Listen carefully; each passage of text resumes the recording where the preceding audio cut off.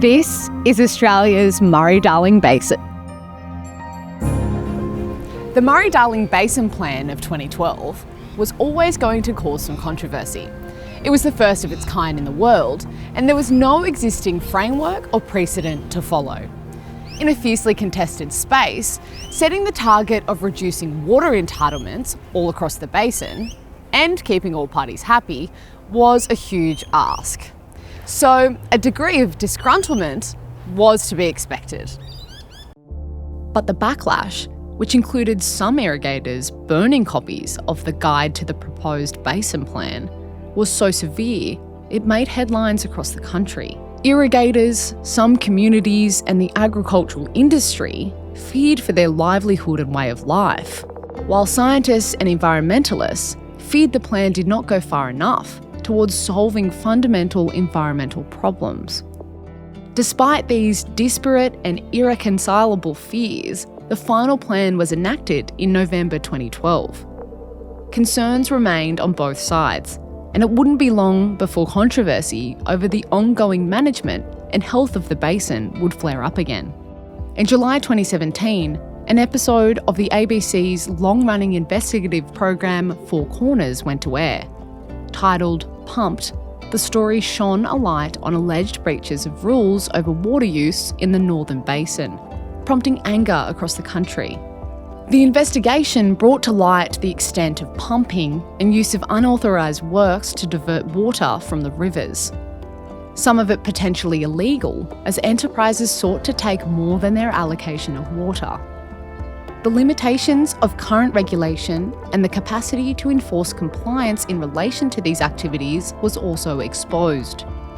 Historically, some users in the Northern Basin have faced scrutiny over alleged water theft, illegal diversion of water through building works, and inadequate metering and monitoring systems. Not long after the Four Corners story was aired, the Australian government established a new body to oversee the management of water in the Northern Basin, which covers parts of Queensland and New South Wales. Further complicating the picture is the social and economic importance of water to these regions. There is often a strong reliance on stored water for irrigation of cotton and other crops, which creates tensions between economic development and environmental sustainability. First Nations communities, meanwhile, have voiced broad concerns over inequitable access to water and the degradation of culturally significant waterways in the basin. These issues were amplified by high-profile media reports. The perception that bodies, including state and territory departments, were unable or unwilling to enforce water rules prompted calls for stronger, independent oversight. In 2018, the Northern Basin Commissioner was established, with Mick Keelty appointed as the Commissioner. Keelty's background as a former Australian Federal Police Commissioner was seen as bringing credibility, independence, and investigative rigour to the role at a time when trust in state-based water regulators was low. So, what exactly was the role of the Northern Basin Commissioner? In a nutshell, the position was largely advisory. The Commissioner's role was to provide independent advice to the federal government and monitor and report on the progress of reforms to improve compliance in the Northern Basin. His mandate was also confined to the Northern Basin. As misuse of water is rarely constrained by geography, there was a clear need for a broader and more empowered role that could ensure basin-wide compliance. In 2021, following reports by Keelty and the Productivity Commission highlighting significant shortcomings in water data, coordination between jurisdictions, and slow progress in implementing reforms, the federal government recognised the need for stronger governance. Enter the Inspector General of Water Compliance. This is an independent statutory body responsible for overseeing water management in the basin. It's headed by the inaugural Inspector General, Troy Grant. The role of Inspector General for water compliance for the Murray-Darling Basin is really about having someone independent who can hold those responsible for managing our precious water resources accountable. Individual water users feel like they're accountable, and those making decisions, those setting the plans, setting the direction, they feel there should be equity in the accountability for all parties, and our job is to ensure that happens. Our job's a really unique one. It's the only Inspector General in the Commonwealth that is both an oversight body and a regulatory body. So we have two key roles, and that is to ensure that every year that the allocations of water through the sustainable diversion limits are within the parameters that are set.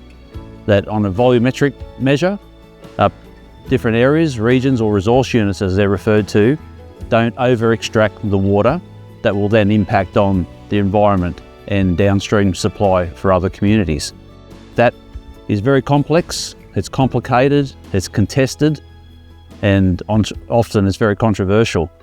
So there's a lot of agendas out there, and we're independent, so we don't have an agenda other than fairness, integrity in what is done, and making sure that there's a balance, and I think that's the secret to it all. So, how does water management work, and who does what? Each state and territory in the basin manages its own water allocations and compliance with relevant state or territory laws, while the Murray-Darling Basin Authority sets basin-wide water quantity and quality targets and modelling frameworks. In this web of institutions, the Inspector General provides a unifying oversight function to ensure that laws are complied with and commitments implemented. It acts as a watchdog over state regulators, the Murray-Darling Basin Authority, other government water agencies, and, to a limited extent, water users. The design of water management in Australia, way back from Federation, is being constitutionally designed, where the states are the leading jurisdictions in water management. The Commonwealth, with the Basin Plan that came in place in 2012, then came along to unite everybody in a common purpose. The Murray-Darling Basin is one system, but there are many, many agendas and different priorities in the basin. Our job is to hold the government agencies to account. The things that we don't do as the Inspector General is we don't set the policy. We don't make the decisions about what's going to happen, whether it's buybacks, whether it's projects for different on-farm or off-farm efficiency measures. We don't do water allocations. All that sits at the state jurisdiction level. And when things are decided, it's our job to make sure that they're happening lawfully and they're being implemented properly. Our job is to hold them to account using our investigative, auditing and inquiry tools that we have under the Commonwealth legislation to get the outcomes that the Basin Plan is after and the outcomes that the community deserve. Making sure that what is being done is lawful, first and foremost. Secondly, that it is visible and transparent. People can see what's going on, they understand the decisions that are being made. And if there's problems, what can we do to make it better? And then using the powers that we have, get the agencies, some 30 odd of them, in a very complex space, to do it better and hold them to account with some integrity. The transition from the Northern Basin Commissioner to the Inspector General represents an important evolution in the governance of the Murray-Darling Basin. While the Commissioner played a key role in uncovering problems and bringing to light the Northern Basin's challenges, the limitations of the role made it insufficient for the scale of the task.